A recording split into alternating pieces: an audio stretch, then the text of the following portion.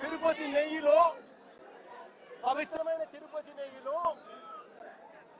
భక్తుల మనోభావాలను దెబ్బతీసే విధంగా కావాలని కుట్రపూరితంగా ఆ నెయ్యిలో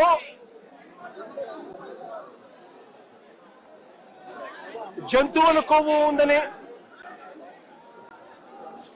గొడ్డు మాంసం కొవ్వు ఉందని, పంది కొవ్వు ఉందని, చేప నూనె కలిసింది అని అంటూ రకరకాలుగా చంద్రబాబు నాయుడు గారు కొడుకు, ఇదే చంద్రబాబు నాయుడు గారి పార్టీలో తనతో పాటు కలిసి ఉన్న మరో పవన్ కళ్యాణ్ అనే మరో నాయకుడు ఉద్దేశపూర్వకంగా మన వెంకటేశ్వర స్వామి ప్రతిష్టను మనమే దెబ్బతీస్తున్నాము అని చెప్పి ఏమాత్రము కూడా కనీసము దేవుడంటే భయము లేకుండా, దేవుడంటే భక్తి లేకుండా